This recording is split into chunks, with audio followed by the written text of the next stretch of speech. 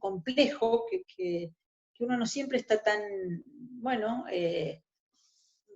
no conoce tantas referencias, y es impresionante, uno se empieza a meter y a conocer algo que en definitiva nos determina, nos comanda, pero no conocemos del todo, o conocemos muy poco más bien. Pero entonces ubicaba como 3 áreas de aplicación. Una es, le llaman así, el procesamiento del lenguaje natural. ¿Sí? Es toda la parte de procesamiento, almacenamiento,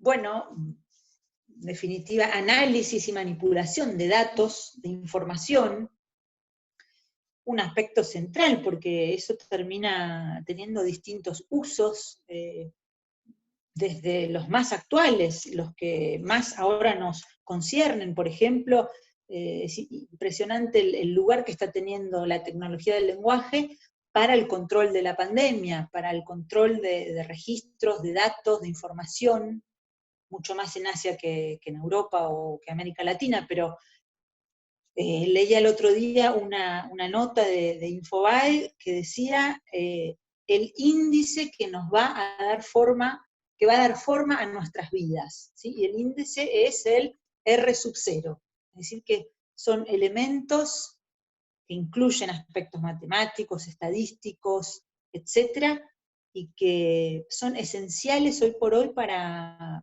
una cantidad de usos en la vida social humana. Así que, bueno, en ese sentido me parecía especialmente, bueno, rico pensar qué consecuencias trae esa posibilidad de un cierto uso de la tecnología del lenguaje que da forma, que comanda, que ordena, si se quiere, tal vez no al modo de un discurso, pero hablo entonces esa pregunta, ¿cómo incide, cómo impacta, cómo da ciertos lugares que en definitiva, bueno, inciden más o menos conscientemente sobre los seres hablantes. El segundo aspecto, la segunda zona de operación es lo que llaman la traducción automática, es decir, todos los programas que permiten traducir sin intervención humana, tratando de eludir la cuestión de las barreras lingüísticas, es decir, que es otro aspecto central de las tecnologías del lenguaje, que también inciden tremendamente en la diferencia del uso de una lengua materna, de las, bueno, de lo que hace a la esencia del ser hablante, respecto a estos otros entonces programas que, si bien, insisto, son elementos formales, signos, ya logran tocar aspectos semánticos, aspectos morfológicos, las traducciones no son simplemente terminológicas, son cada vez más, bueno, precisas.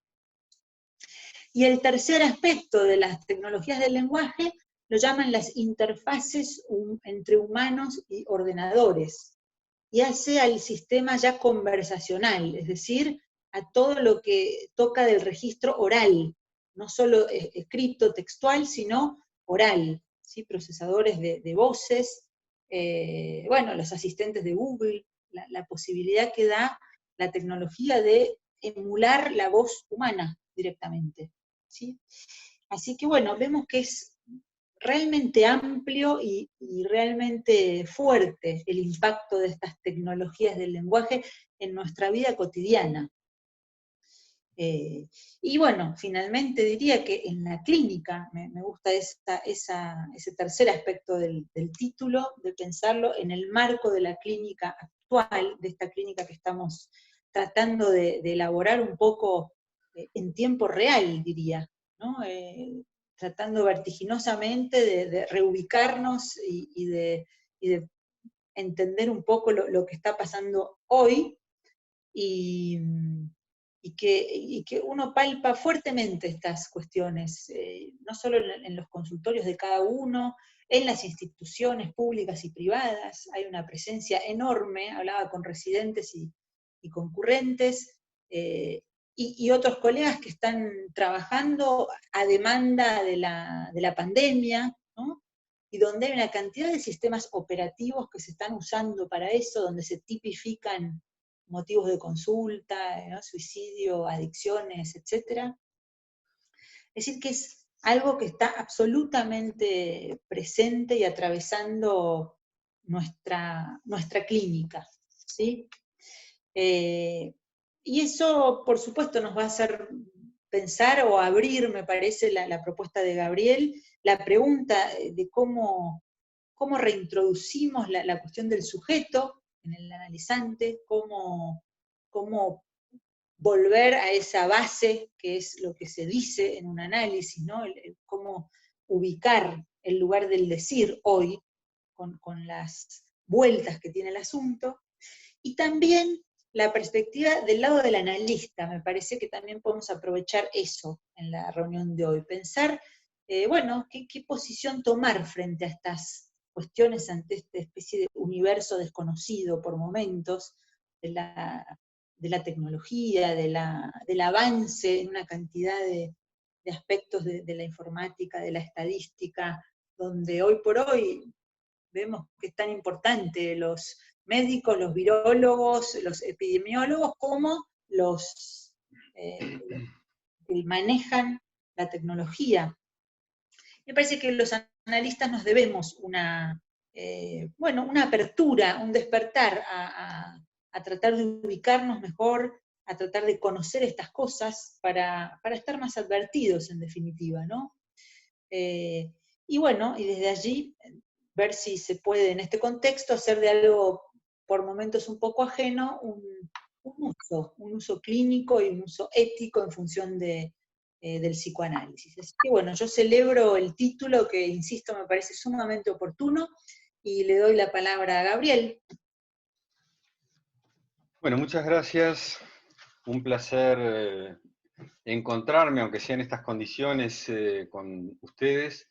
La paradoja es que este enclaustramiento en el que estamos viviendo en casi todos lados, al mismo tiempo nos facilita la posibilidad de contacto que tal vez si no tendríamos en este momento con colegas como puede ser en este momento de Brasil, de Colombia, de Puerto Rico, de Ecuador, de no sé cuántos otros lugares, y foros de distintos lugares de Argentina, Patagonia, el norte, Salta, el foro mediterráneo, en fin, algo que puede darnos idea respecto incluso de cómo podríamos más adelante usar esta experiencia para intercambiar de otra manera y generar otros dispositivos de escuela, de intercambio clínico, de colegios clínicos, etc.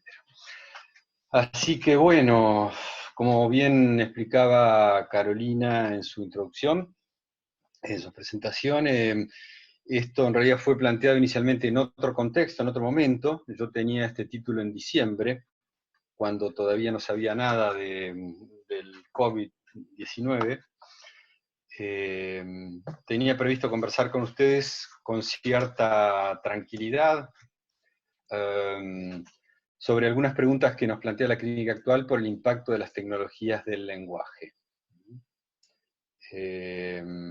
Ahora esas preguntas se han vuelto más urgentes en esta etapa de aislamiento social riguroso. El COVID-19 parece venir a interpelar todo, el sistema capitalista, los mercados, pero también a nosotros, en nuestra práctica.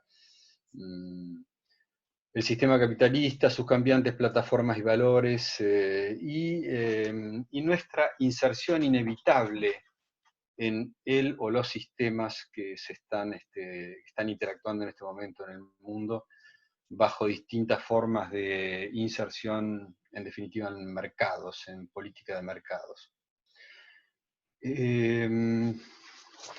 Y yo pensaba situar en diciembre la cuestión en las tecnologías del lenguaje que comandan para el ser hablante. Cuando nosotros pensamos comandar, como explica muy bien Agamben, pensamos comandar a algo como una computadora o como un programa, en verdad no sabemos cuánto en realidad estamos siendo comandados por esa teclita que apretamos, ¿no? Y pensaba entonces tomar las tecnologías del lenguaje que alteran nuestra calidad de seres hablantes, que contábamos con la escritura, que contábamos hasta hace no mucho tiempo atrás, medio siglo atrás, con la imprenta, los libros, las bibliotecas, y que ahora, bueno, el lenguaje empieza a ser, el lenguaje equívoco empieza a ser objeto de elaboración lógica y se lo puede utilizar a partir de Gödel y de Turing para cosas tan viles en principio como la programación, como la automatización,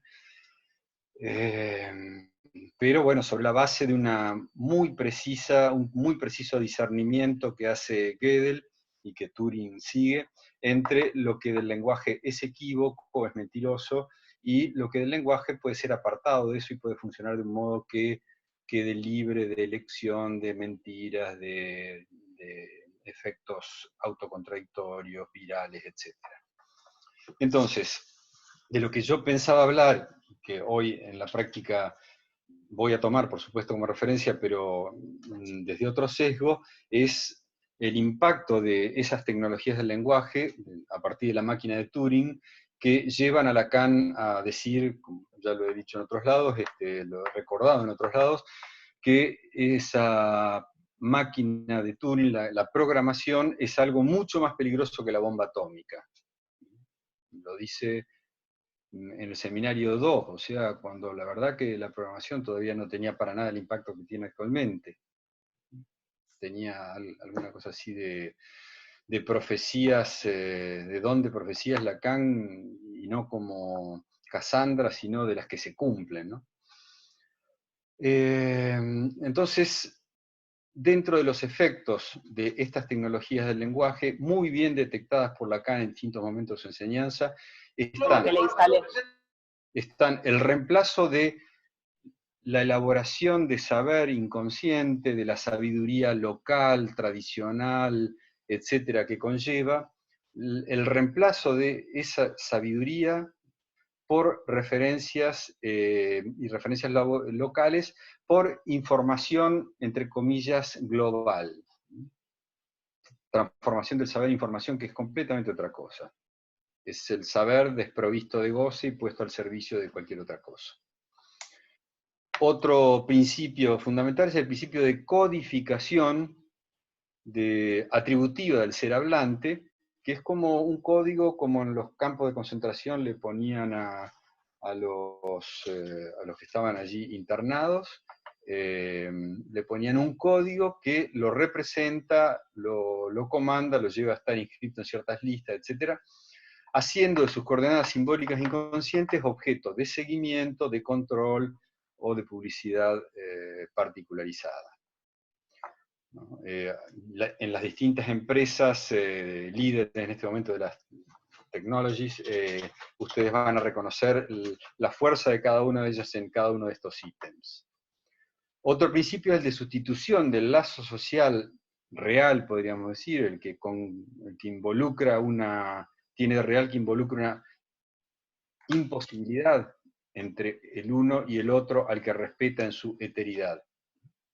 El principio entonces de sustitución del lazo social real por algoritmos, incluyendo técnicas de desconexión y recombinación de los cuerpos, de la presencia y del nombre, sobre la base de mecánicas de virtualización, palabra peligrosísima, ¿no? Virtualización de los cuerpos, que incluye técnicas de manipulación de la imagen que la distancian de la cosmética de siempre, ancestral, ¿no? Que éramos el hombre que se reconoce en la virtualidad del espejo, el hombre que se presenta vestido, de Carlyle, de Watt. Yo citaba a Henri Vallon, a Carlyle en Sartor Resartus, el sastre recocido, que comentan Borges, Lacan y tantos otros autores. Y citaba esta otra virtualidad, que es la que aparece con un título que a mí me resultó fascinante hace ya varias décadas, un título de Sherry Turkle, una colega socióloga americana que escribió Life on Screen, la vida en la pantalla, donde de alguna manera anticipa lo que vendrá ahora que pasa no solamente en la pantalla de una computadora rígida, sino que estamos todo el tiempo delante de la notebook, delante del smartphone, delante de la televisión, delante de las pantallas de todos los lugares donde vamos, cada vez más. Al punto que estamos reemplazando las charlas, los encuentros, etcétera, por este otro tipo de dispositivo.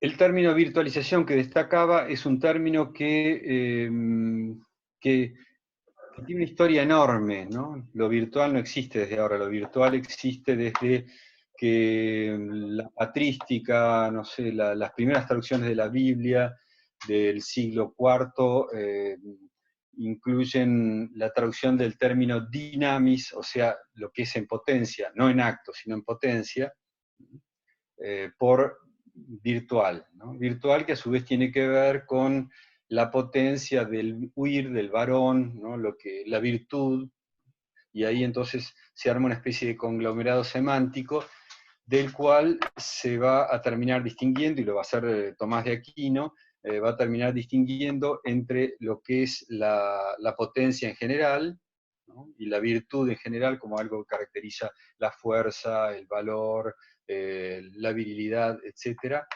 algo tan apreciado en aquella época. Va a ser separado eso por Tomás de Aquino de lo virtual como algo que es algo que no es real, pero que está, que está en potencia, ¿no? Que podría ser, que no llega a ser, pero que de alguna manera está establecido, está ordenado de un modo que resulta en un estado estable, ¿no? Steady state, ¿no? Algo que entonces sirve para entender la virtualidad de lo imaginario del espejo, la virtualidad del imaginario de la fantasía, que acá en Argentina se lo transforma encima en fantasma, algo todavía más consistente, y la virtualidad eventualmente de los semblantes y de las posiciones rígidas que tenemos en los discursos. A esto habría que agregar todavía un principio de sustitución del referente cuaternario por la consumación eficaz del discurso del capitalista, que tiene algo de que invade todo, de que automatiza todo lo que puede, que ahora está tratando de introducir, y con mucha fuerza desde China, después del virus, la tecnología 5G, que ya va a habilitar la inteligencia artificial, y las 7 revoluciones que se vienen, que no vamos a tomarlas hoy, pero que están descritas actualmente con mucho detalle, las revoluciones que se vienen y que van a transformar nuestra vida más todavía de lo que hasta ahora está recién empezando, ¿no? Como pequeños virus que nos llegan de automatización, pero que, bueno, lo de Big Data, por ejemplo, que mencionaba Carolina, está recién en sus comienzos, y lo que va a ser esto dentro de, no digamos un siglo, 10 años, no podemos todavía imaginarnos hasta qué punto va a transformar nuestra vida. Por supuesto que el discurso del capitalista y su viralización del mundo está ahora un poco consumida por este COVID que le va un poco en contra, que también es un virus, ¿no? Y que, como su origen anterior al latín indica, es una palabra que se caracteriza por no tener plural y por no tener género, es siempre neutro. Como un RNA, que tampoco tiene, a diferencia del DNA, el RNA no en ningún lado detecta géneros. Y de alguna manera es ese virus anticapitalista, pero también antisexualidad, sin género, que de alguna manera resulta ser el sueño de esos aliados de los sistemas, que son los preciados filósofos, ¿no? Y que me parece que hay que, en estos puntos, cuando hay tanta sopa de Wuhan y tanta sopa de déjà vu, que hay que tratar de ubicarlo como para no confundirlo, como para no confundir sus aportes ideológicos y sus aportes difuminantes que vamos a comentar alguno luego, con las precisiones que nosotros tenemos que tener en cuenta, mucho más acotadas, mucho más particulares, mucho más singulares incluso en algún sentido, que lo que se dice así tan en general y de una manera tan precaria como ha pasado con esa sopa de Wuhan.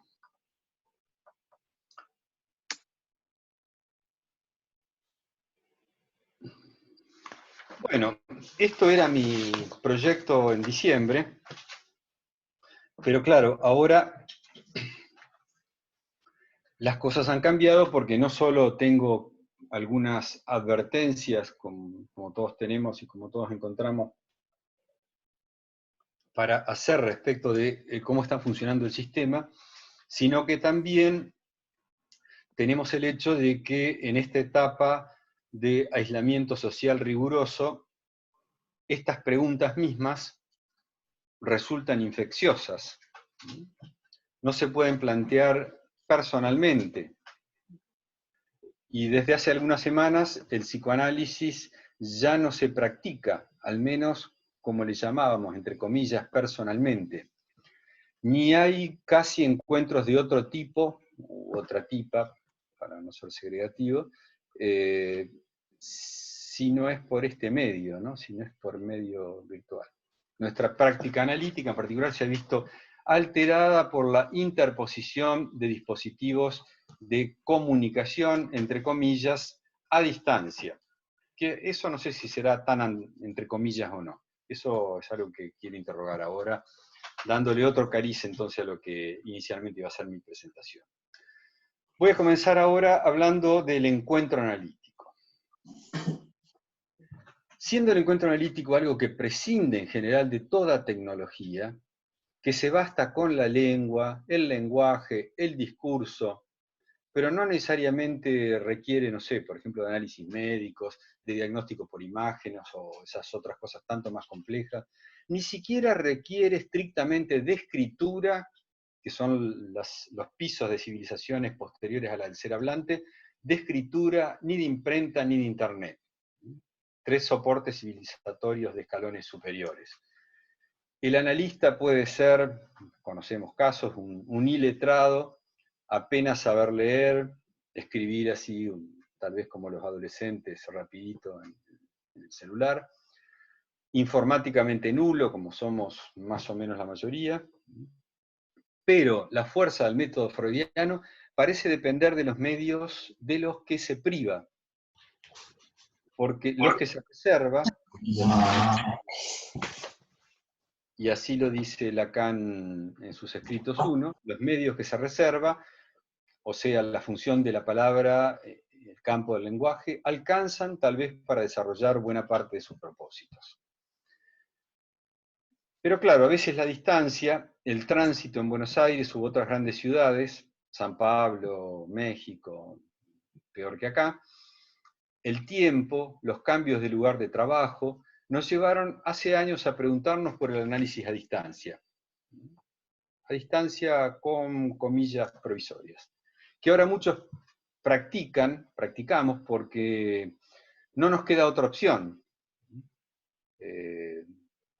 Y lo practicamos sin que todavía podamos evaluar su eficacia. De hecho, no tenemos todavía un trabajo clínico, ni dispositivos, ni funcionamientos hechos como para hacer estudios comparativos de cómo funciona el análisis por internet y el análisis presencial, entre comillas. Es curioso que la práctica analítica a distancia, salvo excepciones, no se haya extendido antes, ya que el teléfono existe desde hace más de un siglo. Incluso en Consejos al Médico, que es un texto de 1912, la metáfora del teléfono ya fue empleada por Freud para comparar la relación del analista al analizante, o del médico al enfermo, dice él, con la idea de que el analista, aún por teléfono, debe escuchar hasta lo que el analizante no dice. El analista, cito, no debe sustituir por su censura propia la selección que el enfermo resignó, que el enfermo cayó. Debe, por el contrario, volver hacia el inconsciente emisor del enfermo su propio inconsciente como órgano receptor. Acomodarse al analizado como el auricular del teléfono se acomoda al micrófono. Metáfora que hace 108 años, si no me equivoco, empleó Freud. Bien sabemos que ya en el siglo pasado el teléfono fijo y los primeros celulares móviles reemplazaban en buena medida a los encuentros personales, pero raramente a los encuentros analíticos. Después de su autoanálisis o de su análisis a distancia con Fliess, el intérprete delirante, el encuentro analítico fue definido por Freud como un encuentro de dos cuerpos, ni uno más ni uno menos. No hay autoanálisis, no hay análisis de a tres.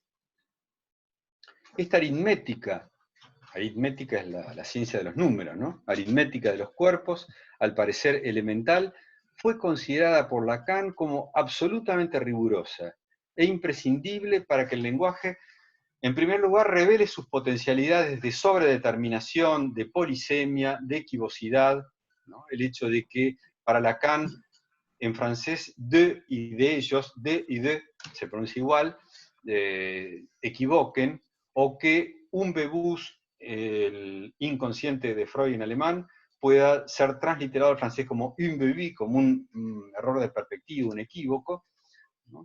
Que el lenguaje entonces revele sus potencialidades de sobredeterminación, de polisemia, de equivocidad, de vocación simultánea, por un lado. Esto es una de las cosas para las cuales se necesita que sean rigurosamente dos los cuerpos, en distintas elaboraciones que hace Lacan, y en segundo lugar, que por otro lado permita demostrar las dificultades en la comunicación unívoca que conduce, merced al reiterado encuentro fallido de esos dos cuerpos, a la escritura del síntoma goce como imposibilidad de la única relación que define lo humano, la relación sexual, la que no hay, la que existe por fuera de todo lo programable. Esa demostración por exhaustión, por agotamiento de la imposibilidad de describir la relación sexual, incluye lo que resulta imposible decir, por un lado, y por otro lado, lo que resulta imposible de escuchar.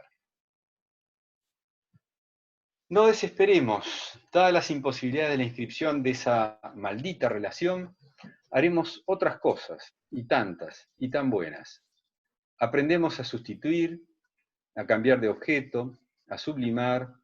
Aprendemos la cosmética para escabelizarnos, cada uno a su manera, volvernos presentables en nuestras obras, en nuestros discursos. No hacemos el amor, en cierto sentido, pero hablamos. No disfrutamos de lo que hacemos, pero tomamos fotos.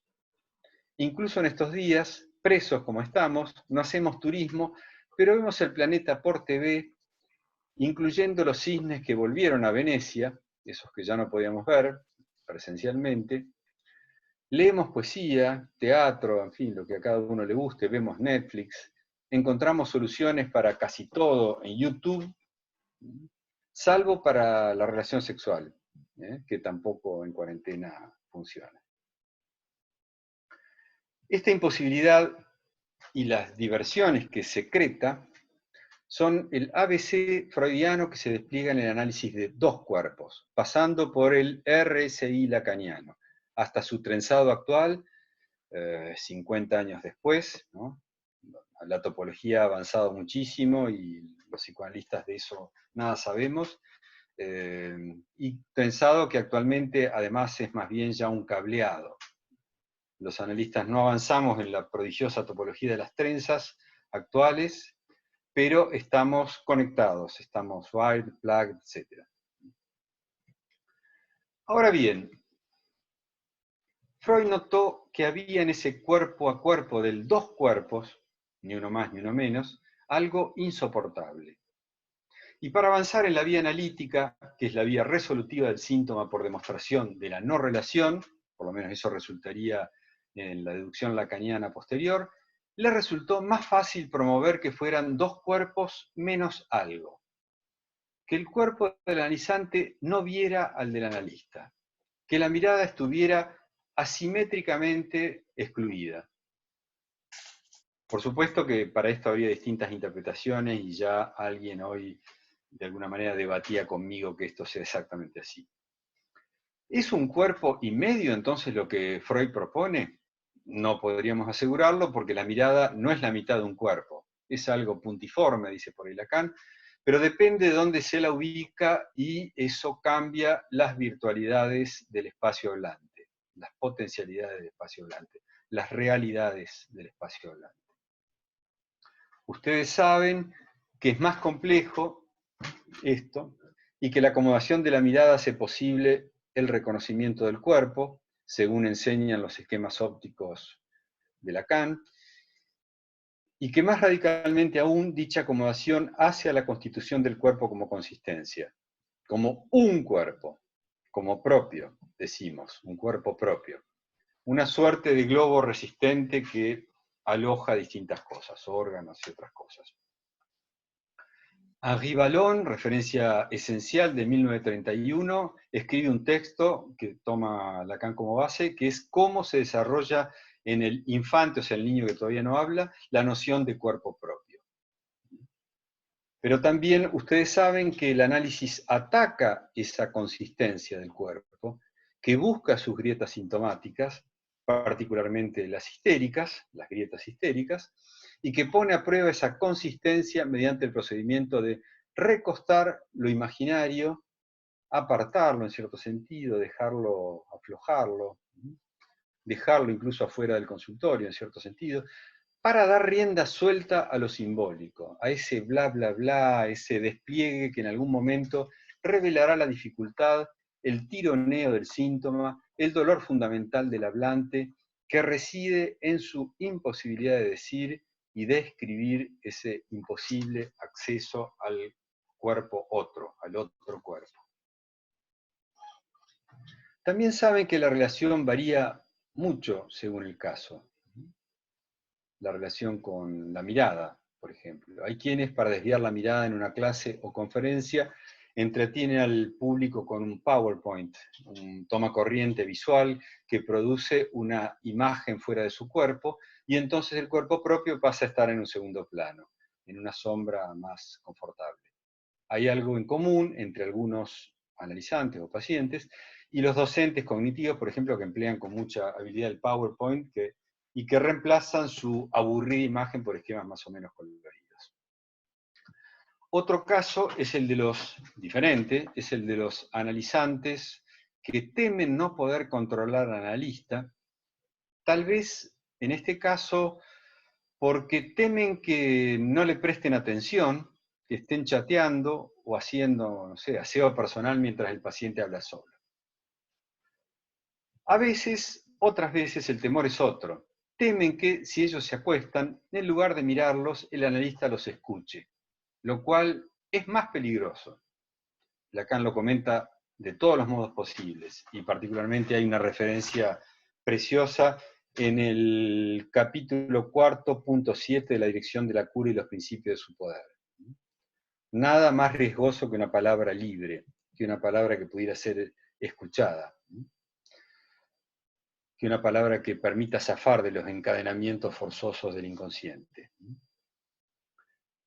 Entonces, Lacan deducirá de todo esto una frase que hizo famosa, que se diga, el hecho de decir, o el acto de decir, permanece olvidado en lo que se dice, en lo que se entiende.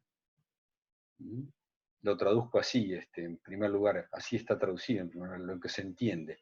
Que se diga, el acto, permanece olvidado en los dichos que se integran a lo que el otro entiende. Que se entienda es normal, eso hace al sentido común. El riesgo del análisis es otro. Lo riesgoso, lo aventurado, lo azaroso del análisis pasa por otro lado. Que se escuche el decir. El acto que como tal no se puede entender ni saber, y por lo tanto tampoco predecir. Si no se puede saber, no se puede predecir. No hay acto que pueda ser efecto de otro acto. Principio de ruptura de la cadena causal,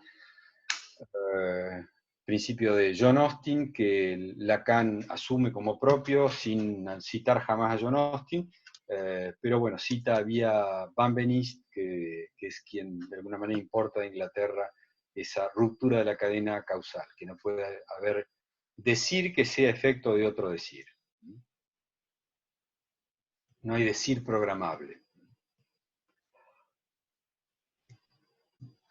Quisiera poner el acento hoy en la aritmética de los cuerpos, como un tema que hace a la cuestión actual, urgente, de cómo hacemos con un cuerpo o dos cuerpos por teléfono, por Skype, por WhatsApp, por Zoom, por Hangout, no sé cuántas otras aplicaciones hay.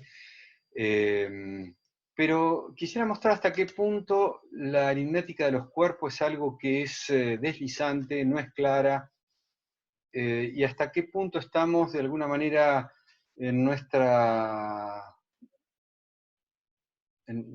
hábito ideológico confundidos respecto de esto, ¿no? Los que son de mi época tal vez recuerden los versos de Mario Benedetti,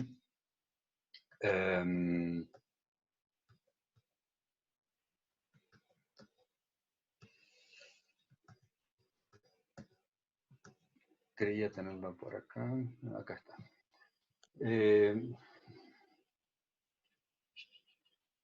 Un segundo.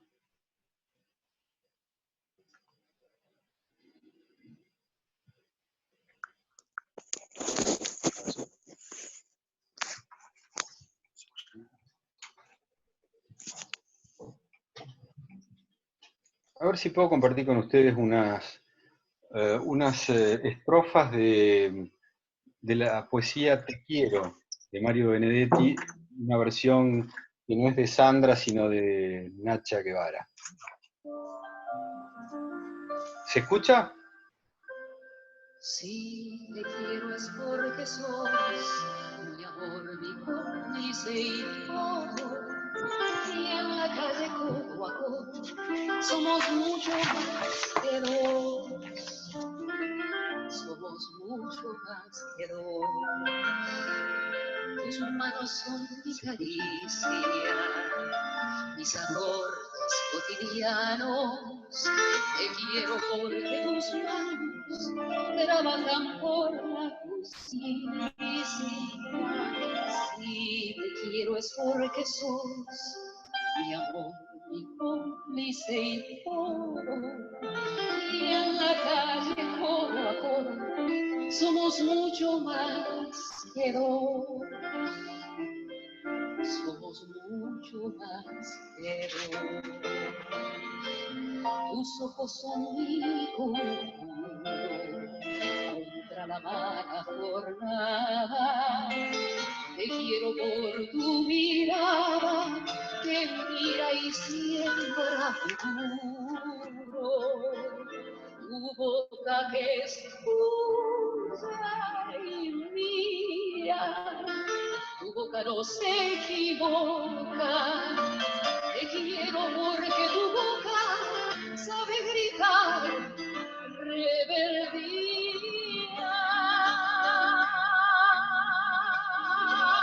Si te quiero es porque sos mi amor, mi te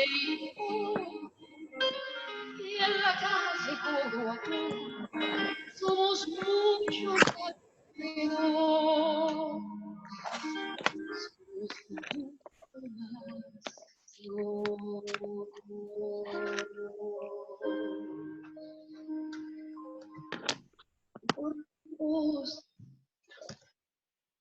Bueno, ¿me escuchan? ¿Se escucha? Sí. Disculpen esta digresión poética, esta canción que describe muy bien el ser argentino, particularmente el idealista de izquierda que habita en nosotros, o bueno, tal vez que habitaba hasta que notamos que las manos estaban no tan dignas de ser tocadas, incluso antes del coronavirus, que las manos no trabajan siempre por la justicia, etc. En fin. En cualquier caso, este poema no habla muy bien del dos. Prefiere claramente el mucho más que dos. Se puede apreciar la descomposición poética del cuerpo, del partener, para hacer del dos un ellos. Tus ojos son mi conjuro contra la mala jornada, Te quiero por tu mirada que mira y siembra futuro. Tu boca que es tuya y mía, tu boca no se equivoca, tu rostro sincero, porque somos pareja que sabe que no estás sola, etc. Bueno, te amo porque cómo se hace esta multiplicación, cómo se pasa del 2 al mucho, seguramente debe haber muchísimas posibles interpretaciones. Te amo porque amo en ti algo más que a ti, pero entonces te mutilo, dirá Lacan por allí, pero con ese órgano mutilado te multiplico, te reemplazo, o hago un bello poema, o una bella canción cantada por Sandra y por Nacha. Ahora bien, cara a cara, tal vez somos mucho menos que dos.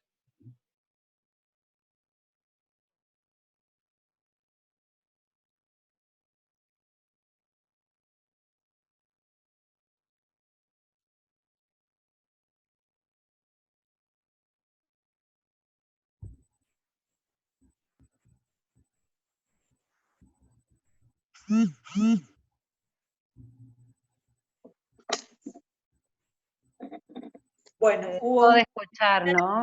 ¿Qué pasó? acá me avisa Julieta que han tenido un problema con la luz, así que se ha cortado. Justo cuando decían somos mucho menos que dos. Vuelve. Ahí vuelve, así que si tenemos un poquito de paciencia, posiblemente puedan retomar el contacto. A ver. Un segundito.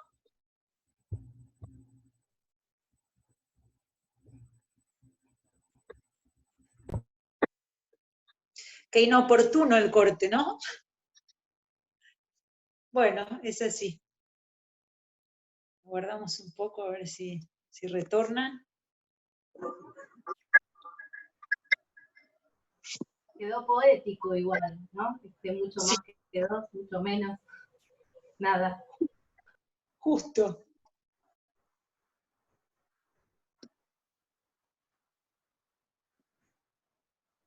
Es la época de las interrupciones, dicen por ahí. Bueno, no sé si alguien quiere tomar la palabra y ir comentando algo o... Cantate algo, Caro, vos. ¿Cómo? Cantate algo vos ahora. Eso sí que no. Cantar no.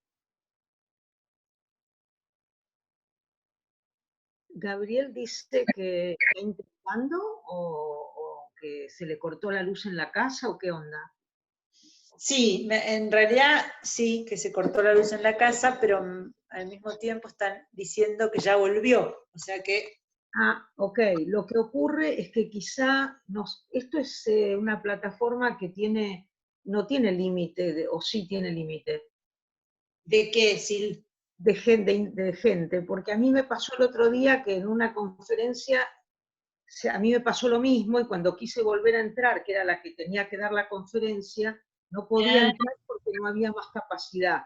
Entonces, fue como, no sé si Gabriel va a poder conectarse. Sí, igualmente. ¿Hay capacidad? Silvia, sí, porque hay un 96 conectados y hay lugar para 100. Yo por eso estoy admitiendo a gente que está en sala de espera, hasta que no vuelva Gabriel y después... Fíjate si Gabriel te pide la admisión. Pero claro, por ahora no.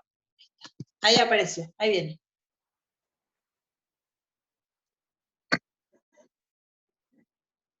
A ver si ahí está. Perdón, hubo una baja de tensión y se apagó todo. Qué bárbaro. Seguimos cantando en este ratito. Ah, bien. ¿Les gustó la canción? Sí. Sí. Bien. Ahora bueno, bien. ¿Ya está recompuesto? Sí. Sí, porque saltó algo que es para preservar de la atención los aparatos, pero bueno, hubo que desconectarlo. No, de manera que por ahora tenemos luz. Y si no, tendría que poner un módem que funciona sin luz. Bien, ahora les decía que cara a cara tal vez somos menos que dos, porque nos identificamos, nos reducimos a a una imagen de uno mismo,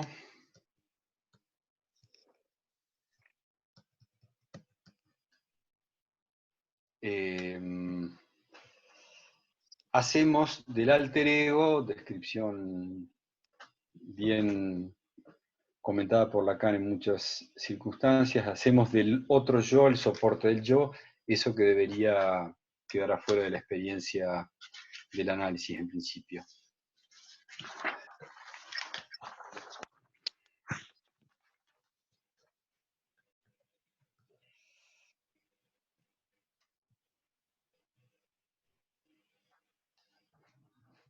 Ahora, dentro de las cuestiones que plantea el hecho de que ahora los dos cuerpos del análisis estarían interconectados en el mejor de los casos a distancia mediante este tipo de soportes que ya ven que no es del todo estable. La pregunta que quisiera plantear ahora es ¿qué dos? Porque en cualquier caso el encuentro cara a cara que parece que garantizara el dos, en realidad tal vez objeta la alteridad del cuerpo otro, del cuerpo dos, en Freud y en Lacan. Deja estancada la experiencia en el registro del narcisismo o de la identificación especular. Y Lacan, por el contrario, toma el 2 en su estructura de número muy seriamente, yendo a estudiar incluso algún texto de Gödel para tratar de entender de qué se trata, por supuesto, además estudiando muy bien a Freud.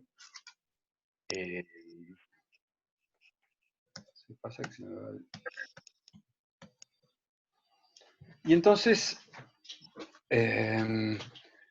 puede decir en textos como el atolondradicho, el étourdi, frases como esta, que en la lengua, que es mi lengua, ya lo he mencionado más alto, ya he jugado con esto más antes, dos sea equívoco de ellos, trae a la memoria, guarda cierto trazo, de lo que, eso por lo cual, hacer de ellos dos juntos, de estos dos, del uno y del dos juntos, un conjunto, el movimiento del Eros, ¿no? Hacer de dos uno, encuentra su límite en de ellos, faire de, hacer dos, es decir, hacer dos que son bien diferentes, ¿no? Mostrar la diferencia.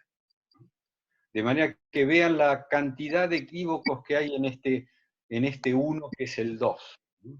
Que es un equívoco entre 0 y 1, que es un equívoco entre el 2 y el de ellos, que es equívoco entre hacer de ellos dos juntos, con lo cual hacen uno, y que ese hacer uno, por suerte, encuentra su límite, y esto es en lo cual Lacan se apoya en la pulsión de muerte para hacer algo realmente con Eros que sería unificante y estupidizante, hacer del 2 algo que sea justamente del orden de la diéresis, no de la síntesis, ¿no? Del orden de la separación. Lo mismo dice que pasa con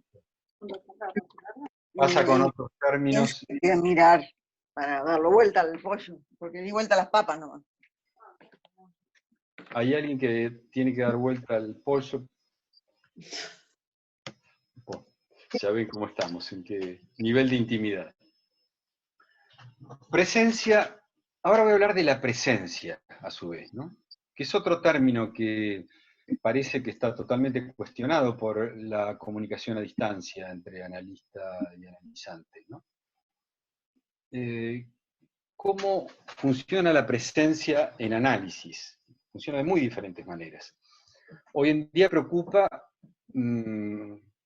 a los analistas que se sienten virtuales, más virtuales que de costumbre, y el hecho de que la distancia objeta en apariencia, radicalmente, pero bueno, a lo mejor solo en apariencia, la presencia. Y los analistas se sienten compelidos entonces a emplear, en lugar de simples llamadas, videollamadas, como compensación de la falta supuesta de presencia. Mi posición no es esa. En muchos casos agradezco la tecnología actual que permite escuchar a un analizante a lo mejor más próximo que si está recostado en el diván, con un buen micrófono, instalando el módem al lado de la computadora del celular, se escuchan hasta los suspiros del alma. Cualquier vacilación, cualquier silencio es más sensible o más estruendoso que en el encuentro de contracteo usual en el consultorio. Y que el discurso analítico sea el único caso en que un lazo social se sostiene sin ninguna necesidad de grupo, es porque hay algo de su basamento real, que es un basamento puramente significante. De manera que habría que ver hasta qué punto la presencia del analista es necesariamente una presencia de un cuerpo que está cerquita. Les comparto la pantalla para que vean este esquema bien conocido seguramente para muchos de ustedes. ¿Dónde está? No lo encuentro. Compartir pantalla, acá está. Esto.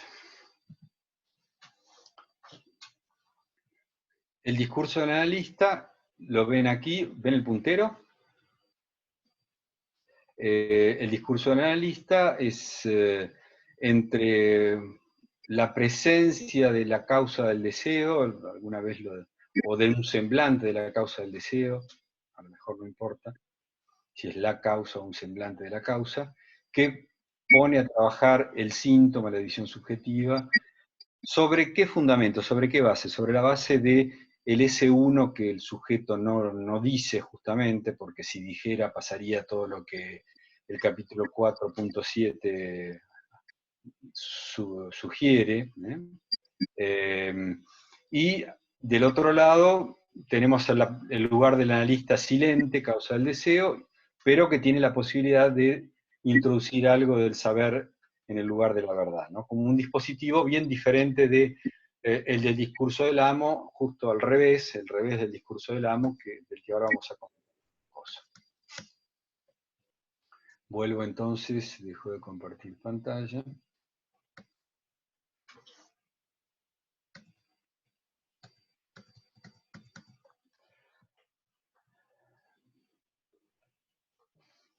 Entonces, mi posición más bien es que se puede prescindir de la mirada, que se puede prescindir de la camarita, pero no se puede prescindir del decir.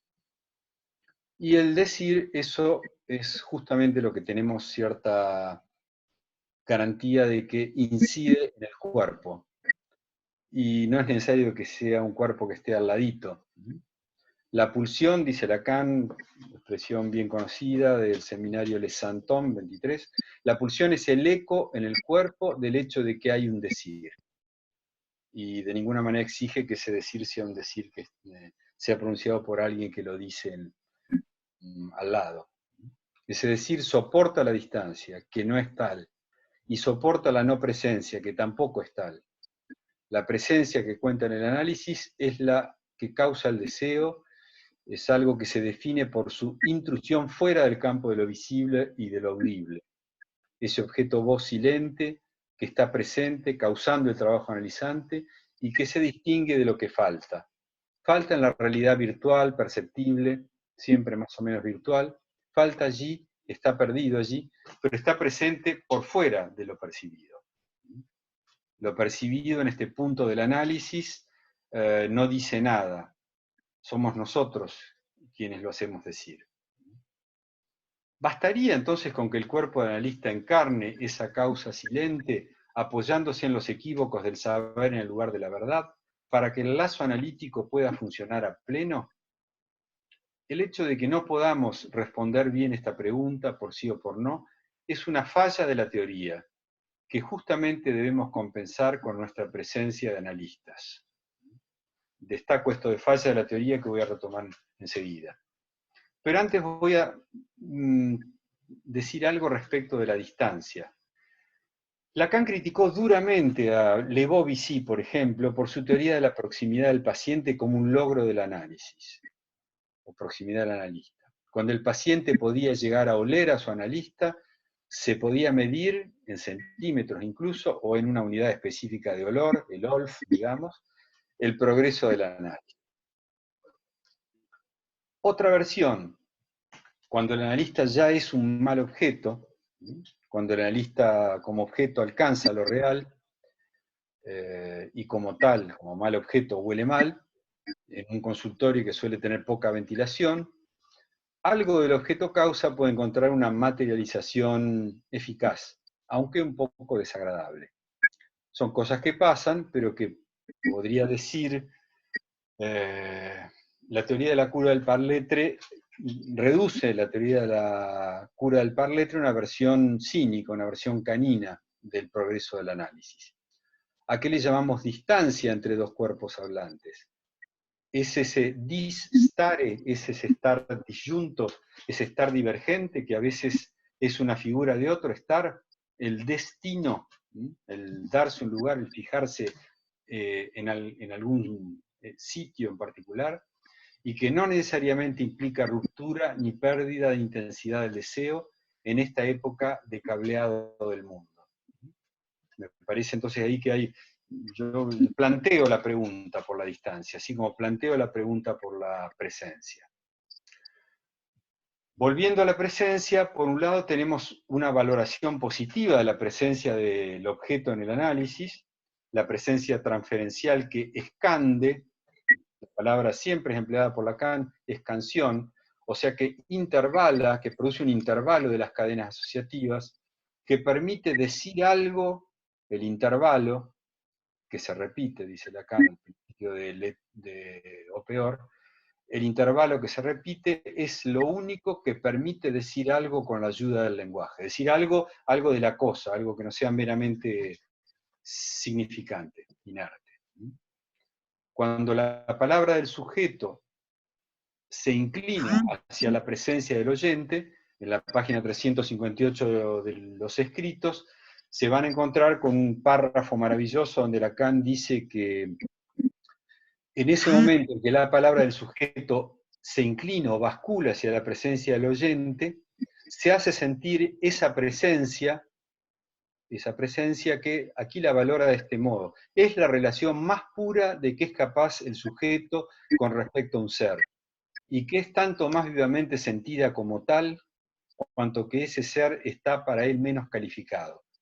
O sea, cuanto menos calificado sea ese ser, ese analista cualquiera, tanto más la relación de presencia va a ser más pura, más efecto ascensor con alguien que no conocemos a solas. Esa presencia, repite Lacan, esa presencia, por un instante liberada hasta el extremo de los velos que la recubren y la eluden en el discurso común, en cuanto que se constituye como discurso del uno, del sé impersonal, precisamente para este fin. Esa presencia liberada de todos los velos y las caracterizaciones y los atributos, esa presencia se señala en el discurso por una escansión suspensiva, a menudo connotada por un momento de angustia, como lo mostré a ustedes en un ejemplo de mi experiencia en el seminario, en su primer seminario.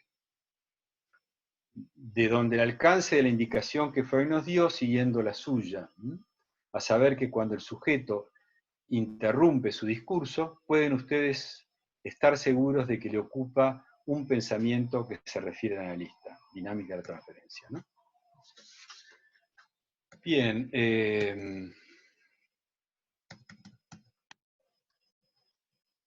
esa es la valoración positiva que hace Lacan, incluso Seminario 11 también, ¿no? La presencia del analista es una manifestación del inconsciente, hay un capítulo llamado así, una clase llamada así, la presencia del analista. Testimonio irreductible como testimonio del campo freudiano que por su naturaleza se pierde, ¿no?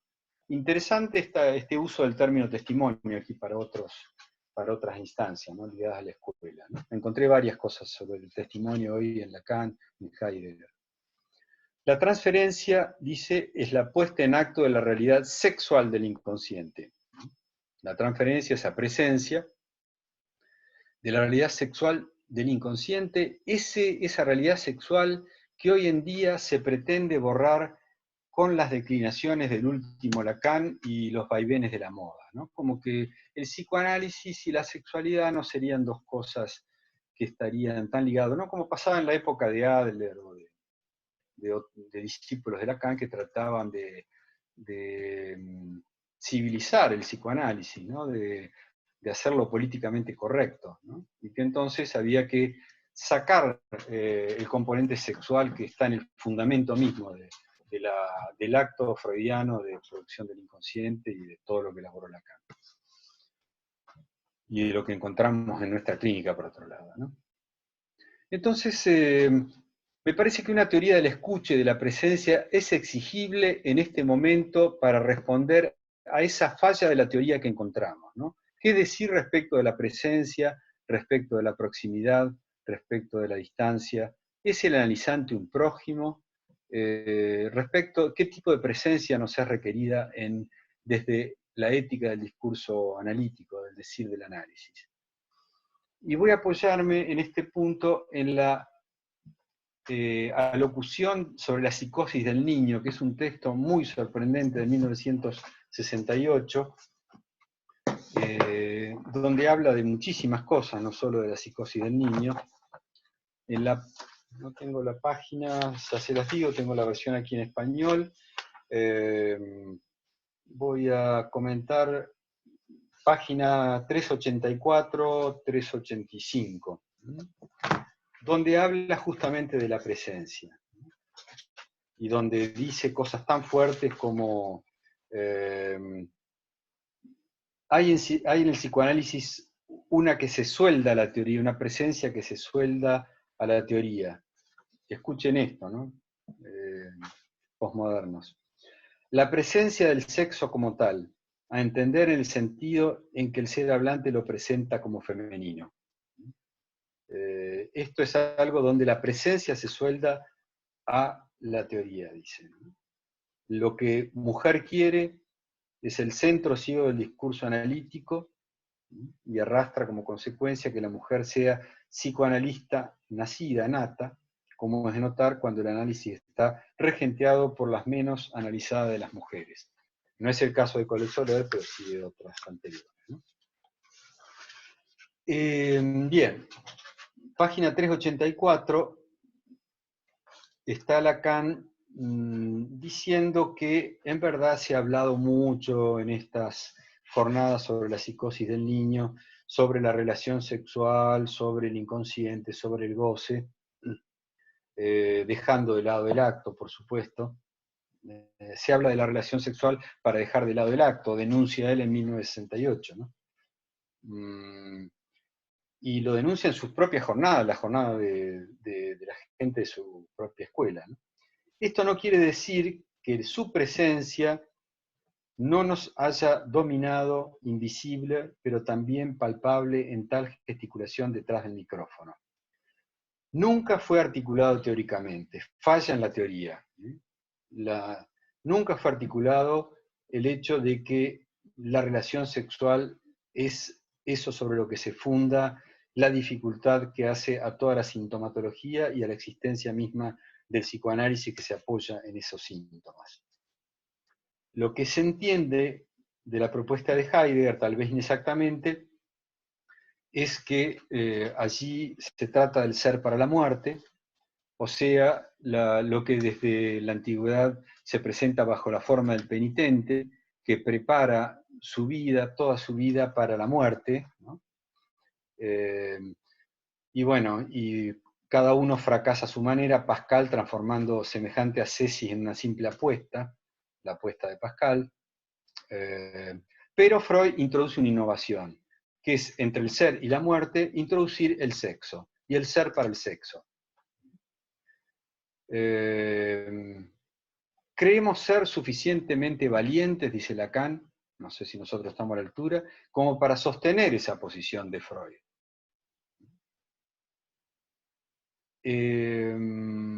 y un poquito más adelante, gracias a Freud podemos hablar de la castración como ser para el sexo, o sea que interponemos entre nosotros y la muerte la castración.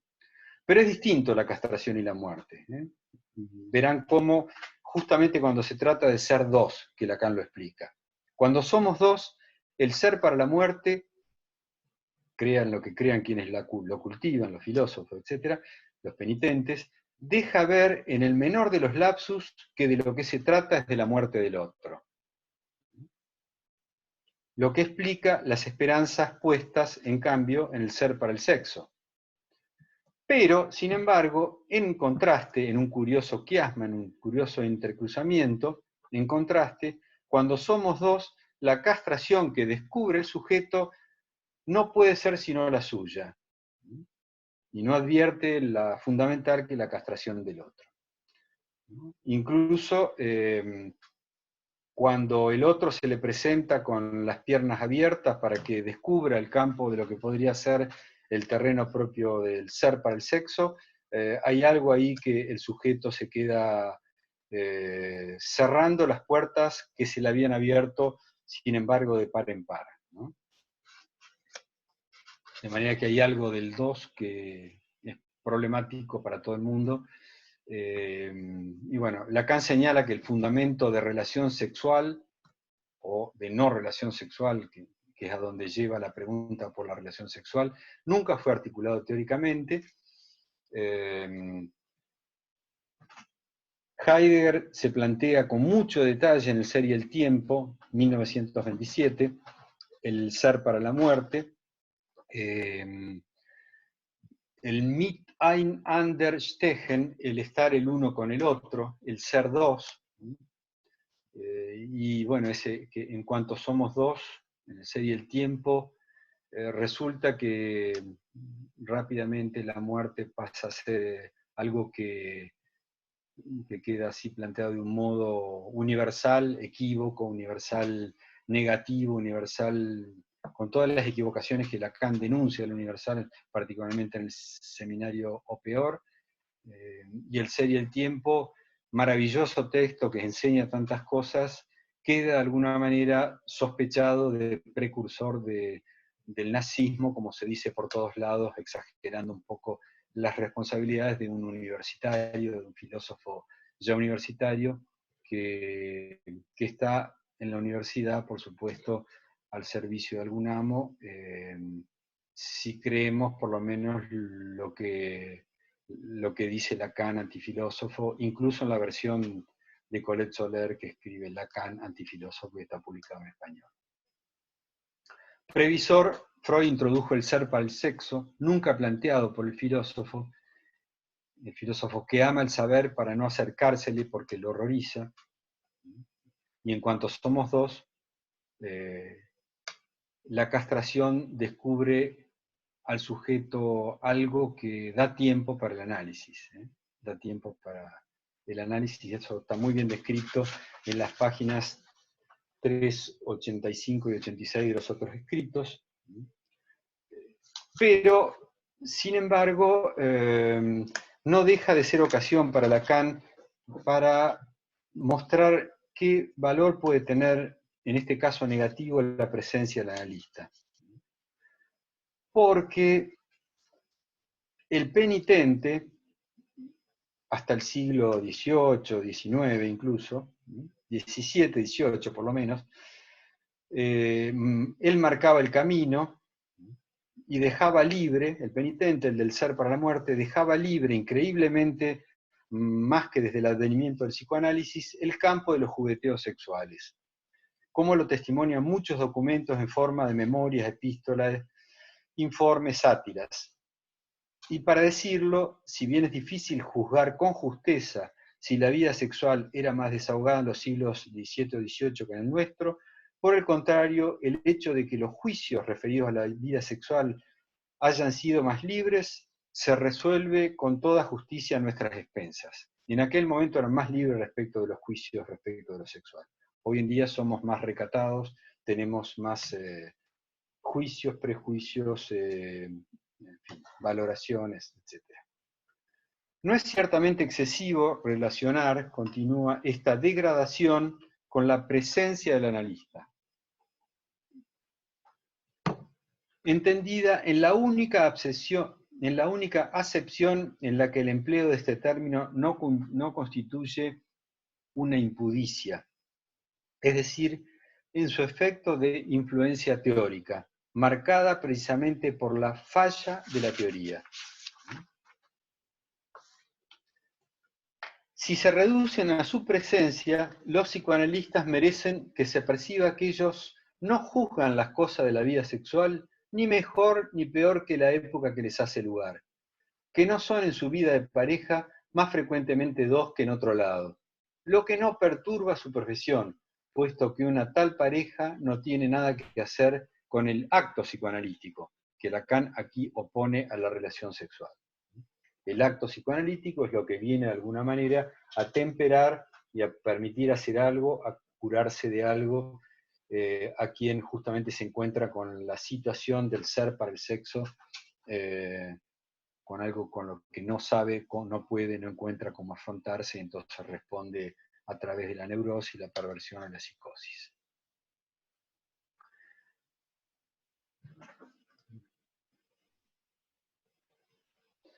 Bien, yo creo que tendría ya que ir parando por aquí, habría muchas más cosas que tendría para decir.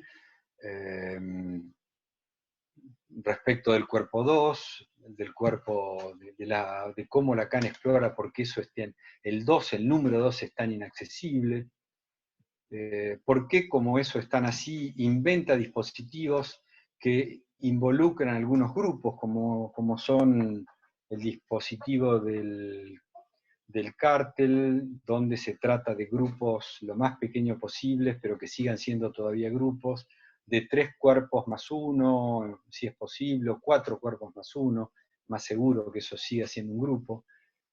El número 3 no funciona porque 2 se alían contra el tercero y, en fin, se despiertan celos siempre. Y bien, presenta, tal vez voy terminando con esto, dos modelos de presencia del analista, ¿no? Una es la que ya comenté del objeto A, una presencia que se opone a la falta, que nos extrae de los discursos ideales. Mañana en el Colegio Clínico vamos a hablar con Luis Prieto de este tema, de cómo la presencia del analista es una presencia que por suerte nos libera de los rigores actuales de los discursos ideales que nos obligan a cierta posición políticamente correcta o políticamente incorrecta, por la que no tenemos necesidad de jugarnos cuando se trata de este tipo de encuentro propiamente clínico. El objeto A que nos remite una clínica, en tanto que ahí se hace presente el patos, en un sentido a rescatar, y el deseo que lo despierta. El patos no solo como padecimiento, sino como soporte de la reacción, de la acción. Ese es un modelo de la presencia. El otro modelo, si Lacan me permite el término, el cuerpo 2 es otro modelo de la presencia, en la medida que ese cuerpo 2 es lo que se impone de uno, de sus efectos, por un discurso que no reposa sino sobre el fundamento del significante. La referencia está en, que solo voy a darla, no voy a poder siquiera comentarla, está en una maravillosa clase de este seminario increíble que es O Peor, que realmente prepara todo el terreno de lo que será la aproximación de Lacan lógica a la sexualidad del lado femenino, al sexo femenino, y luego al despliegue nodal para permitir, en fin, trazarnos una vía que hasta ahora yo creo que nadie ha seguido seriamente, que es la vía de una teoría de los números, de la aritmética y de las trenzas, que tiene desarrollos enormes después de Lacan y que nunca había nadie retomar seriamente a partir de Millart y de otros autores posteriores. acá en esta clase que se llama Los cuerpos atrapados por el discurso, es la clase número 16, así se llama, Los cuerpos atrapados por el discurso, donde es por primera vez que él escribe en el pizarrón: que se diga como hecho, permanece olvidado detrás de lo que es dicho, en lo que se escucha.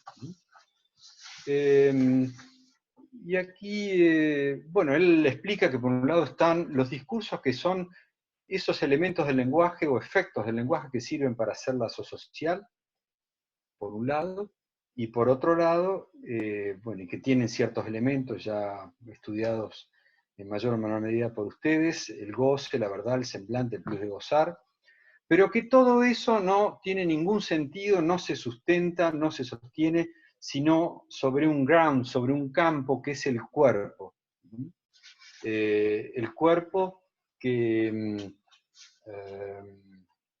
bueno, que funciona de distintas maneras en la medida en que es atrapado de distintos modos por el discurso. Por ejemplo, a nivel del discurso del amo, que es el primero que surgió, como lo testimonia muy bien cualquier libro de historia antigua. El discurso del amo lo que hace con los cuerpos es fijarlos a una cierta función, a una cierta... Da el ejemplo, en algún lugar se permite dar el ejemplo de Michelangelo, de alguna manera, él mismo presionado por el amo a hacerse el cuerpo estatuificado, hecho estatua en su función de darle cuerpo a la obra divina sobre la tierra, ¿no? Entonces, a nivel del discurso del amo es eso, así se atan los cuerpos, ¿eh? El cuerpo es atado mediante estos dispositivos que con el lenguaje sirven para hacer enlace, atadura social, y por otro lado, el cuerpo que ustedes representan, dice Lacan a su público, en tanto que analista, me dirijo a ellos, y les digo lo siguiente: escuchen esto porque realmente es la referencia que precisamos en este momento. Cuando alguien viene a verme en mi consultorio, en mi gabinete, por primera vez, y yo escando, usa la palabra escansión, intervalo, escindo el tiempo de nuestra entrada en el asunto mediante algunas entrevistas preliminares, o sea, previas al umbral,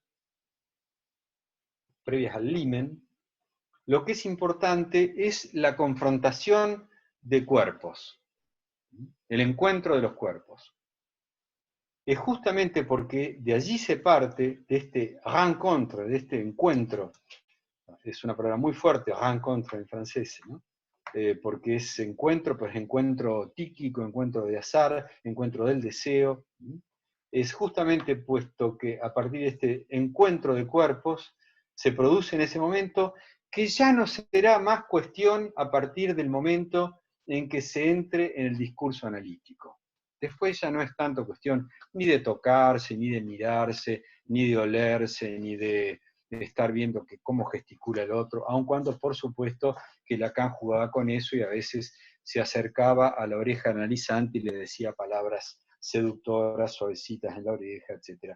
Jugaba, por supuesto, con la función de la presencia, pero sobre la base de que ya había algo que se había impuesto de uno y de los efectos de uno por un discurso que no reposa sino sobre el fundamento de significante y que puede hasta ahora viralizar, atravesar vía plataformas virtuales mediante equívocos que se producen de un lado o del otro, o que se producen en la interfase, ¿no? Como alguien que trataba de contar una situación de la infancia y decía, porque entonces mi madre me amenazó diciendo que, y se interrumpe la conexión, ¿no? Nos quedamos un rato sin internet, como ahora, después vuelve la conexión, y esta persona vuelve a decir, y entonces, yo digo, sí, tu madre te decía que sí, entonces mi madre me dice que, y se vuelve a interrumpir la conexión, ¿no? Me pareció que esa escansión era algo que no solo no le quita valor al sustrato, al soporte de internet, sino que a veces le añade un efecto de escansión, de interpretación que es sorprendente y que hay que saber aprovechar, ¿no? Así como sabemos aprovechar las interpretaciones de la amante,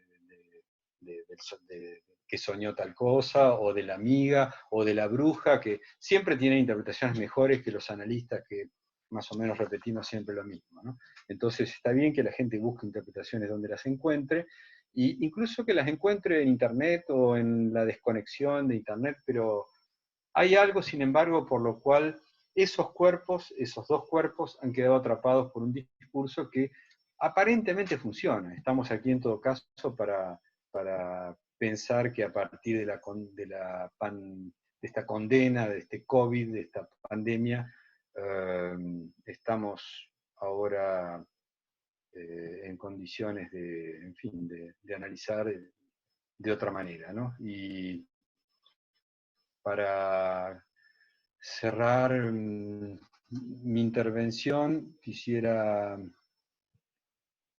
bueno, no sé si voy a poder ahora compartirles otra pantalla, no en este momento, luego. Sí, dame un segundo.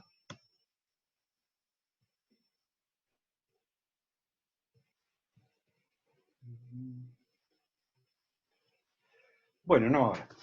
Entonces, ahora lo que vamos es a abrir un espacio de intervenciones de ustedes. Tal vez ahora puede tomar la posta Carolina para dar la palabra. Bueno, bárbaro. Podemos abrir entonces un espacio. Si quieren, el que maneja la cuestión del icono de la manito, acá hay una... Abajo a la derecha, por lo menos está aquí en...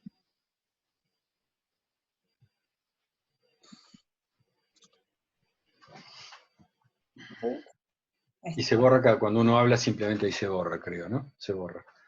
Bueno, a ver, ¿alguien quiere tomar la palabra?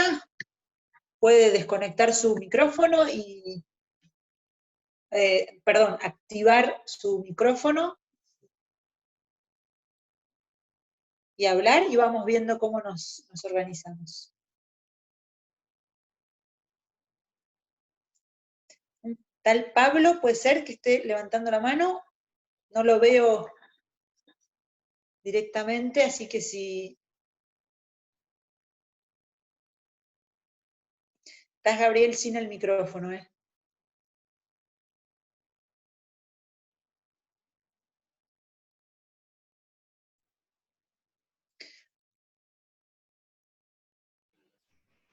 Escucho, ¿sí? ¿Quién habla? Ah, ahí está Gabriel. Sí, acá. Deja ahora activado tu micrófono. Sí. Está Leonardo entrando. Bueno, ¿alguien quiere tomar la palabra?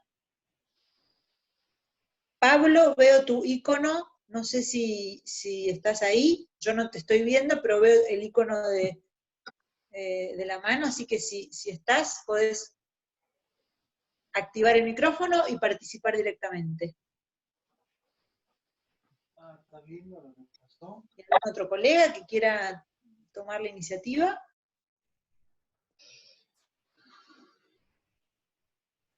Bueno, ahora hay vos, Leonardo, Leibson, Leo, si podés activar tu micrófono y hablar directamente. Hablo ahí, se escucha, sí. Bueno, ahí te escuchamos, Leo, dale. Bueno, por empezar, agradecerle a Gabriel que haya hecho semejante recorrido de tanta actualidad, porque y que toma las preguntas que a mí me están taladrando hace ya, desde que empezó esto y de antes también, ¿no? ¿Cuál es la diferencia entre la sesión presencial y la sesión llamada virtual, ¿no? ¿Qué es lo que hay de más o de menos? Yo creo que sí, que es un tema casi aritmético. Y quería dos cosas más puntualmente. Habría mucho para decir y de paso creo que engancha mucho con la actividad del lunes que viene, paso un poco el aviso. sobre los cuerpos del analista, porque también hay una cuestión de esas presencias y incidencias del de a dos que no son dos. La primera cuestión es una pregunta que me acordé cuando si es más que dos, menos que dos, delante. Esa indicación de Lacan que aparece en varios lugares, que el analista está siempre a côté, ¿no? Que está siempre al costado, que hay algo de la presencia o de la posición del analista que, por más, aunque esté incluso delante o detrás o arriba, abajo, no sé, los distintos lugares que puede ir tomando la escena analítica, pero que hay algo del deseo analista que se juega no delante ni detrás, sino al costado, ¿no? Si no se podría pensar algo de eso. Incluso en relación a lo que de la presencia del analista puede tener de alusión a la presencia de Cristo, que es una de las referencias, me parece, ahí en el seminario 11. Y la otra es más un comentario, sí, yo creo que recién a mí también se me cortó la corriente en el momento que dijiste vamos a abrir un espacio de preguntas, y ahí me quedé sin electricidad. Me parece muy interesante eso que decís, de que esos lugares de escansión, donde uno no es el amo de la escansión, pero tampoco es el esclavo, sino que hay algo del lenguaje que opera, ¿no? Y que darle validez a eso, lo cual no quiere decir que todo valga, o que cualquier cosa sirva del mismo modo, por supuesto, pero me parece que sí, que hay algo, a mí me ha pasado además en estos días un par de veces con eso, y me parece muy interesante para bajar el narcisismo del analista, ¿no? Que también está. Eso quería decir. Gracias. No sé si quiere hablar otra persona, después hablo yo un poco. Bueno, hay un tal Pablo pero no lo conozco. ¿Pablo está por ahí? No. Bueno, podemos entonces... Bueno, entonces tomo las observaciones de Leonardo, preguntas. Sí, presencia lateral, presencia acoté, presencia que no está en el cuerpo a cuerpo, ¿no? En el cara a cara, efectivamente, ¿no? Freud mismo se da cuenta de que la cosa no va por ahí, sin haber leído a Lacan ni a Vallon, ni tener la teoría del narcisismo todavía. Pero bueno, lo que a mí me llama la atención es que el tema de los dos cuerpos sigue siendo algo imprescindible, ¿no? Tal vez con la inteligencia artificial se pueda prescindir del cuerpo del analista. Yo no creo, pienso que va a ser una de las últimas profesiones o actividades que podrán ser reemplazadas por máquinas, ¿no? Vieron que ahora hay estudios de cuáles serán las últimas profesiones que serán reemplazadas por estas 7 revoluciones que se vienen, ¿no? Me parece que la función del analista y el poner el cuerpo del analista es una de ellas, pero habría que afinar un poco respecto de por qué, ¿no? ¿Por qué tiene que ser el analista poniendo el cuerpo, ¿no? Y lo cual tiene sus desventajas, porque eso implica que los analistas en tanto tales, no siendo tanto empresarios, directores de una clínica, etcétera, puede ser, pero el analista en tanto tal no puede generar plusvalía. Tiene que poner el cuerpo cada vez, ¿no? Es una condición anticapitalista del ser analista, ¿no? Es una condición. Lo que es un hecho, me parece, es que no es lo mismo sostener los análisis ahora virtuales cuando ya hay un trabajo y ya se trata de un analizante, que de entrada, ¿no? Los campos, digamos, recibir de entrada a un paciente, digo por esto de la presencia de los cuerpos, ¿no? Que planteaban y que seguramente se va a seguir el lunes que viene parece tal cual una introducción al tema del lunes que viene, que hablábamos al comienzo. Pero eso sí me parece que es algo verificable, que no es para nada lo mismo cuando de entrada el análisis cursa en términos virtuales, así que hay algo ahí de los cuerpos que incide, por más que todavía no lo logremos teorizar. De hecho, he tenido que entrevistar a un paciente, no importa, en una situación muy, muy delicada de la existencia, que sale de una internación y que está muy, muy inestable con todo este efecto del descuido de parte de los lugares, de los médicos, del psicólogo, del psiquiatra, que todos se borran. Y bueno, yo tomo el riesgo de haciendo últimamente de modo presencial, con los cuidados de la distancia recomendada, etcétera, sin fiebre, etcétera. Pero bueno, era inevitable pasar por ahí, es inevitable pasar por ahí, eso me parece que... Y debo decir que la única vez que pensé que hace muchos años ya de esto, que alguien me consulta por internet viendo que se llamaba Sara, no me acuerdo cuánto, y si podía pedirme una entrevista, que vivía en Estados Unidos, y entonces hacemos una cita por internet, que el tipo, la tipa no aparece, ¿no? Años después me vuelve a llamar esta Sara, diciéndome que estaba en Argentina y que quería conocerme. Y bueno, como quería conocerme,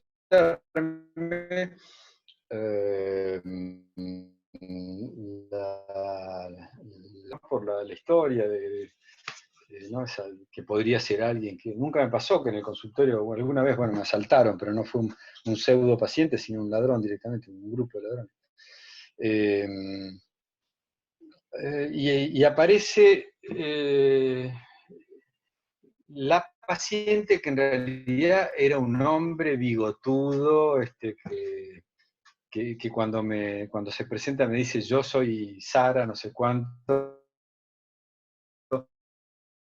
y se ríe, le resulta muy divertida la situación. Entendí que quería, pero bueno, evidentemente el encuentro de los cuerpos alcanzó como para decidir que eso no tenía nada que ver con un análisis, ¿no? Por lo menos no en esa oportunidad. Fue la única vez.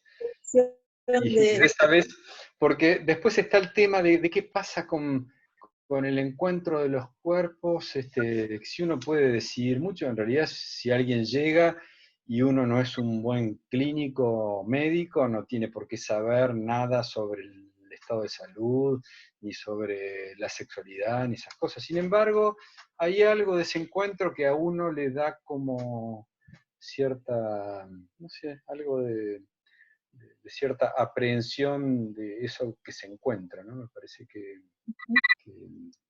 Florencia pidió la palabra, si querés activar el micrófono.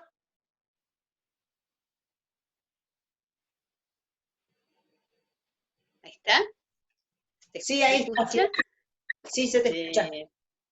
Bueno, muy interesante todo lo que ha desarrollado Gabriel, muy pertinente en la época que estamos atravesando, muy pertinente también en relación a nuestro próximo encuentro, los cuerpos en el psicoanálisis y en nuestra época, ¿no? Este tema que había sido pensado hace 2 años atrás y sin embargo nos encuentra todos convocados con este tema. Un poco lo que Carolina decía en relación a los tratamientos virtuales, que realmente no es lo mismo un paciente con un trabajo analítico realizado, un analizante, en donde me parece que es mucho más factible la comunicación telefónica, y es mucho más también efectiva, me parece, esto que decía Gabriel, ¿no? Que se puede escuchar de otra manera, y es muy interesante lo que sucede. de por ahí los pacientes que estamos en otro tiempo de tratamiento, donde todavía el ver al analista le es importante y le aparece como un sostén, ¿no? Es como bastante clínico ver esta diferenciación. El otro día tuve una llamada de un paciente al que por primera vez en estos tiempos de cuarentena, y le digo que sí, que vamos a tener una entrevista, y le dejo a él de alguna manera decidir si va a ser telefónico o con video, llamada, y entonces le doy mi número y él me llama con una videollamada, y fue muy interesante porque no nos conocíamos. Este primer encuentro vía camarita, en donde él tenía para decir cuestiones que lo inhibían, lo dividían. Entonces, luego de ese saludo inicial y de mirarnos, él comienza a hablar toda la sesión retirando la mirada, ¿no? Fue muy interesante lo que pasó ahí, en donde él, por un lado, pedía el video, pero después no pudo sostenerlo y habló todo el tiempo inclinado así y no mirándome. Así que bueno, vamos a tener una buena clínica en estos tiempos para poder escribir sobre qué es lo que pasa con las presencias virtuales de los analistas. Gracias. Sí. ¿Querría decir algo? ¿Querría tomar la palabra? Sí, dale. Había levantado la mano, pero de la manito desaparece muy pronto. Ah, sí, dale, sí. No, nada, bueno, un gusto enorme volver a verles, aunque sean las caras, a muchos de ustedes por aquí. Y dos cosas quería comentar. Me pareció muy efectivamente concerniente a este momento, la intervención de Gabriel. Yo me hago una pregunta sobre la cuestión no solo de la aritmética de los cuerpos, sino algo en relación al espacio, a la espacialidad, a cómo pensar algo como, evidentemente no nos alcanza a decir que el espacio es el espacio de las cuatro paredes del consultorio. Ese espacio no es suficiente para definir un lugar de encuentro. En la práctica se verifica que hay encuentro, al menos en la mía, más allá del espacio de las cuatro paredes del consultorio. Y entonces me preguntaba respecto de esa dimensión del espacio del ser hablante de la que habla Lacan en el seminario 21. Hay al comienzo nomás, es bien interesante como la dite mansión, que es la dicho mansión, ¿no? No sé si se acuerdan de ese comienzo del seminario 21 para poder pensar algo de la dimensión de resonador que tiene efectivamente esta dimensión del cuerpo o de la voz hecha cuerpo. En todo caso, que me parece que hay algo de ese orden que indudablemente nos vamos encontrando. Sin duda me queda la pregunta por la dimensión de la mirada. En la práctica que venimos muchos de nosotros sosteniendo, yo en lo personal desde hace bastante tiempo, y con efectos que podría en algún momento, si cuadrara, conversar sobre alguna suerte de clínica de estos encuentros, de los efectos que he encontrado en distintos analizantes muy diversos, afectos y efectos, precipitación de sueños impresionantes, momentos muy regresivos en pacientes con análisis bastante ya instalados, regresivos en el sentido de sueños absolutamente sorprendentes. En fin, bueno, he encontrado una gente que obviamente sale aterrada frente a la posibilidad de la continuación, que han sido algunos, no la mayoría, sino más bien pocos, pero pero me interesaba hacer una pregunta por la cuestión del espacio virtual en comparación con el espacio del encuentro de los cuerpos, bueno, retomando un poco la intervención de Leo, y la pregunta por la mirada, también, digamos, cómo opera, porque el analista finalmente es una pantalla sobre la que se proyecta el fantasma del analizante, pero no es una pantalla ciega, digamos, o sí, no lo sé. Es una pregunta. Aquí hay una intervención de Romina Wolf, sí, que tal vez, si está por ahí, dice, en todo caso, introduzco lo que pregunta por chat. Hola, Gabriel. Sí. Sí, ¿qué tal? Buenas noches. Sí. ¿Querés leerlo vos o querés decirlo vos? Bueno, dale. A ver. Bueno, mi comentario es de la experiencia personal, sí, es un caso de un paciente que en las videollamadas, él directamente no pone su imagen, sino que pone un avatar o la pantalla completamente negra, se oscurece el lugar donde está y lo prepara de esa manera para tener sesión. Y de esta manera, bueno, él me obtura a mí la posibilidad de verlo, pero sí me ve a mí, de hecho, muchas veces si el encuadre no está bien puesto, él hace una acotación como no te veo completa. ¿Cómo no te veo completa? Bueno, ya tenés el diagnóstico ahí, ¿eh? Bueno, esto es lo que yo me refería con respecto a pensar en... Es un paciente que se maneja mucho a través de las redes, todo lo que es WhatsApp, Facebook, Instagram, para relacionarse con su entorno social. Entonces me parece, ¿no?, como este rechazo del cuerpo que él tiene, de su imagen, del imaginario, y la virtualidad como un modo de acceder al lazo social. Directamente para mí hace de esa virtualidad su cuerpo. Sí.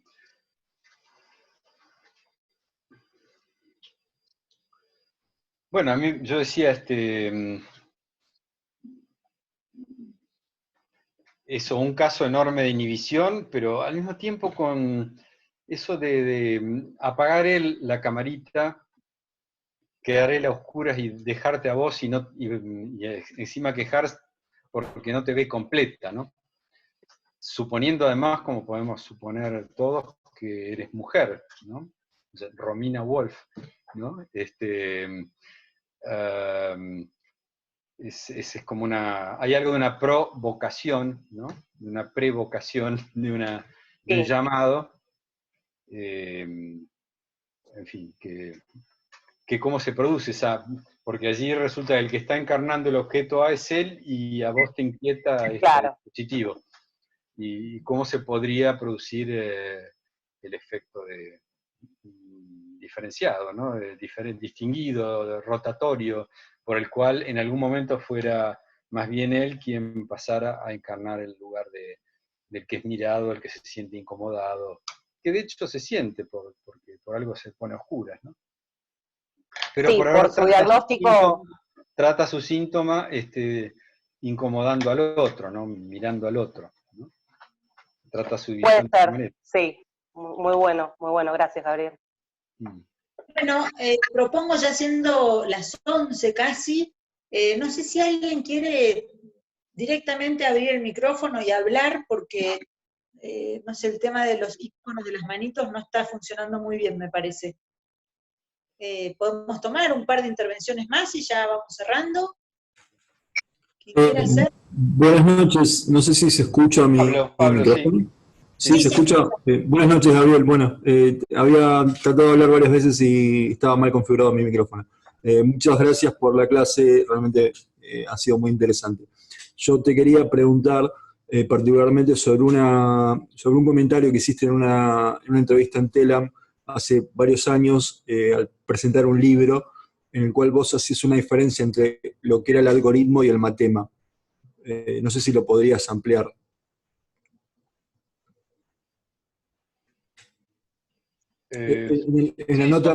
Son dos nociones completamente diferentes. El matema es, porque tiene dos orígenes diferentes. El matema es algo que viene de mantanein, que quiere decir enseñar, transmitir, y la idea del matema es que Lacan toma de las matemáticas, de tantos otros lugares donde se usa el matema, es la idea de que podría haber algunas cosas relativas a la clínica tan equívoca, tan llena de sobredeterminación, de imprecisiones, que sin embargo se puedan escribir y sean de alguna manera ciertas y transmisibles. Y entonces él propone entonces 4, en principio, letras que usa muchísimo como matemas, como algo para transmitir algo, y que nos permiten rápidamente ubicarnos, por ejemplo, en el caso de Romina Wolf, como algo donde pensarías dónde está el objeto A y dónde está el sujeto en esa confrontación de un lado y del otro de la pantalla, ¿no? Del lado real y del lado virtual, ¿no? Que a su vez remitiría a la pregunta de Silvia, de la que me gustaría decir algo.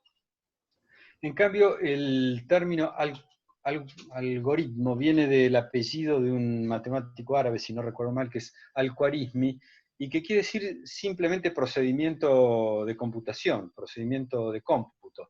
Por ejemplo, un algoritmo puede ser una ecuación diofántica resoluble, ¿no? X cubo más X cuadrado más 2X igual a, y a lo mejor es resoluble, ¿no? Eso es un algoritmo. Y en realidad la máquina de Turing es una máquina de producción de aquellos problemas matemáticos que pueden tener resolución mecánica, total o aproximativa, ¿no? Se puede poner a trabajar una máquina, por ejemplo, a que mediante producción de algoritmos, mediante programas, compute todo el tiempo que pueda la cifra más exacta que encuentre del número pi, uno de los números más famosos de las matemáticas, que es 3, 14, 16, pero en realidad más preciso, 3, 14, 15, 9, y se puede poner una máquina a computar eso durante años, y va a dar cada vez más precisiones, pero está demostrado de que nunca va a dar la precisión final, que el programa no tiene un punto de repetición, no encuentra ningún punto de repetición definitivo, sino que este algoritmo seguirá operando infinitamente porque es un número irracional, no solo irracional, sino trascendente al cómputo. Se le llama así, trascendente al cálculo. Es un número en cierto sentido no algoritmizable, no del todo algoritmizable, no del todo computable. Entonces es una computación parcial en ese caso. Son dos nociones diferentes, entonces una cosa es el matema, lo que se transmite, y otra cosa es lo que se computa, el cálculo. Gabriel, hay 2 intervenciones más, una de Julieta de Batista, podemos tomarla. Juli, si querés abrir el micrófono, y otra sobre un pedido de ampliación sobre la referencia de la sopa de Wuhan. ¿Sí? Paso la palabra a Lore Campelo y antes de cerrar, un anuncio nada más. Ah, ok. Hola, buenas noches a todos. No, escribí en el chat solamente para ver si había posibilidad de que pudiese ampliar la opinión que dijo al inicio, que dijo después por ahí se retomaba, si brevemente podía ampliar la mención que hizo a Sopa de Wuhan, digo porque ha circulado por ahí estas semanas y en varios espacios se ha conversado sobre eso. Gracias.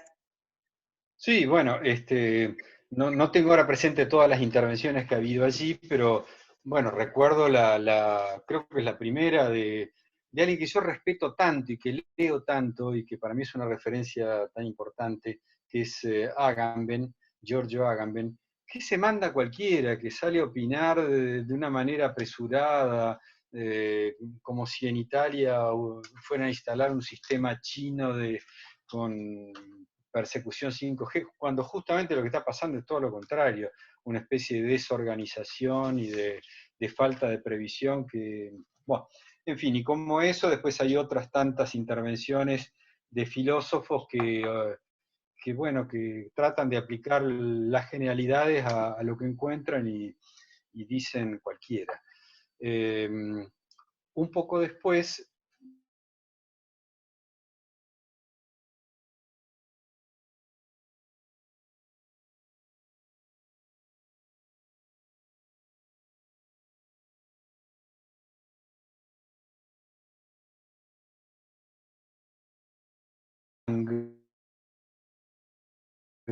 es el nombre de un grupo, donde hacen una elaboración de lo que se está diciendo, de lo que se sabe, lo que no se sabe, del tipo de enfoque que hacen, por ejemplo, The New York Times y The Economist en contra no sé, de Trump o de los chinos, y los análisis que hacen los filósofos en contra de tal otro, y cómo, en definitiva, por ahí habría que tomar las cosas todavía sin tanto